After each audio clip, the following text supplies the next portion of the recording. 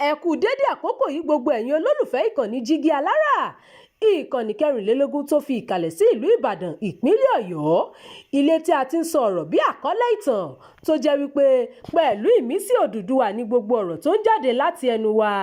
Ẹ̀yin olùgbọ́ wa, a dúpẹ́ fún bí ẹ ṣe ń bá wa lọ. Ojú tẹ́ fi ń fò wá kò ní fọ́, bẹ́ẹ̀ sì ni etí tẹ́ fi ń gbọ́ wa kò ní di tẹ́ náwó sí láéláé. Abdulkareem Nimot ni oníròyìn yín. Ẹ lo agbára àwọn alálẹ̀ láti ṣẹ́gun ìgbésùmọ̀mí. Ọọ̀ni Ilé Ifẹ̀ yànnàná ọ̀rọ̀. Bí ọ̀rọ̀ bá kọ òkè tó kọ ilẹ̀, ó níbì kan à ń gbé sí ní Yorùbá wí. Ọ̀rọ̀ ìjínigbé, ìgbésùmọ̀mí àti àìsí ààbò tó gbilẹ̀ káàkiri Nàìjíríà báyìí ní Ọọ̀ni Ilé Ifẹ̀ ọba Ẹniìtàn Adéyẹyè Ògúnwùsì tí ń bẹ àwọn ọba ẹgbẹ́ rẹ̀ nílẹ̀ Yorùbá láti jí gìrì sí báyìí o. Àtẹ̀jáde kan tí Ọọ̀ni fi síta lọ́jọ́ Àìkú ọjọ́ 7 oṣù kẹfà ọdún 2026 yìí látọwọ́ akọ̀wé ìròyìn rẹ̀ Moses Ọláfárẹ́ ló ti ní káwọn ọba aládé lo agbára àwọn alálẹ̀ láti kojú ìṣòro àìsí ààbò yìí pàápàá fún ilẹ̀ Yorùbá. Nínú àlàyé rẹ̀, Ọọ̀ni Ògúnwùsì sọ pé ó di dandan fún àwọn ọba aláyé káàkiri ilẹ̀ Yorùbá láti mú agbára ìṣẹ̀dálẹ̀ lò. Ó ní wọ́n ní láti sowọ́pọ̀ pẹ̀lú àwọn ẹ̀ṣọ́ aláàbò láti ṣẹ́gun àwọn ẹni ibi tó ń ṣọṣẹ́ lágbègbè wọn. A gbọ́dọ̀ mú agbára ìbílẹ̀ wa papọ̀ pẹ̀lú àwọn àjogúnbá agbára àti ẹ̀kọ́ àjọṣepọ̀ tá a ní láti lé àwọn agbésùmọ̀mí, ajínigbé àtàwọn ọ̀daràn gbogbo kúrò nílẹ̀ Yorùbá àti ní Nàìjíríà lápapọ̀. Àwọn baba ńlá wa dúró fún ìdájọ́ òdodo àti àlàáfíà àwùjọ, a sì gbọ́dọ̀ lo àwọn nǹkan náà báyìí. Ó tó gẹ́.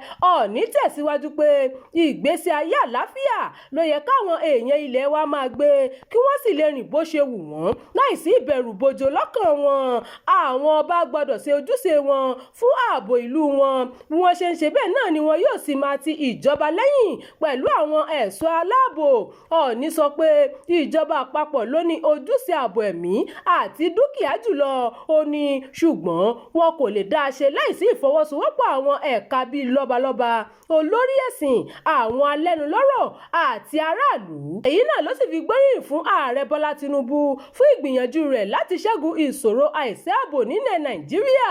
Ó wá bu ẹnu àtẹ́lu ìjínigbé tó wáyé l'Ógbómọ̀ṣọ́ àti ní Bọ̀ọ̀nù. Ó sì súre pé àwọn tó wà ní ìgbèkùn yóò wálé láyọ̀, àwọn ẹbí wọn yóò sì gba ìtura ọkàn. Ìròyìn fún ti àkókò yìí kò ní jù báyìí lọ. Ẹ má gbàgbé láti tẹ̀lé ìkànnì yìí, ẹ máa bá wa pín ká kí ẹ sì fi èròǹgbà yín sí abala àríwísí. Jígí Alára. Bàbá ló gbúdù. Èmi ní kí n wá ṣàlàyé fún yín pé àwa ti ń lọ ni.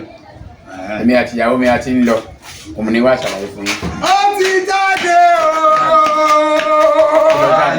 bàtà bàbá mi ni. Bàtà bàbá mi. A retí láti ìjọ ẹ̀. Ṣé ti pín ogún bàbá yín? Ọ̀rọ̀ pé wọ́n pín ogún bàbá mi kọ́ àní bàtà bàbá mi tó fẹ́ ṣò ní Jígí Alára TV. Ó ti jáde sórí YouTube. Ó ní lọ sọ. Ṣé ní bá ṣe ń tó pẹ́ gbogbo aláyé?